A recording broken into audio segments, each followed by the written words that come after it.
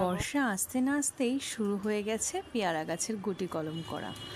গুটি কলম করার জন্য প্রথমে পেয়ারার কিছু পাতাগুলো ছাড়িয়ে নেবে, তারপর একটা ধারালো অস্ত্রের সাহায্যে হালকাভাবে ছালগুলো ছাড়িয়ে নেবে।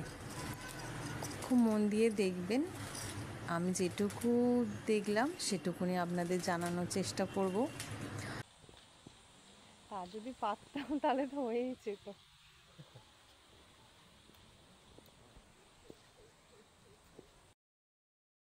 এবার একটু মন দিয়ে দেখবেন, গাছের ডালের যে অংশগুলোতে ছাল ছাড়ানো হয়েছিল সেগুলো একটু ছোট ছোট মাটির শেপ করে দেওয়া হবে।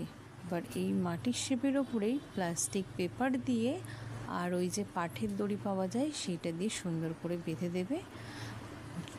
বর্ষা আসার জন্য অপেক্ষা করবে। বর্ষা যখন খুব ভালোভাবে হবে তখনই সেই অংশগুলো থেকে শিকড় ছাড়তে শুরু করবে। গুটি কলমে থেকে যখন এভাবে শিকড় ছাড়তে শুরু করবে তখন মূল গাছ থেকে কেটে দিলেই বা চারা বসালেই তৈরি হয়ে যাবে আপনার সুন্দর পেয়ারা গাছ। তো ভিডিওটা কেমন লাগলো অবশ্যই জানাবেন। আমি আমার মতন করে চেষ্টা করলাম আপনাদেরকে দেখানোর।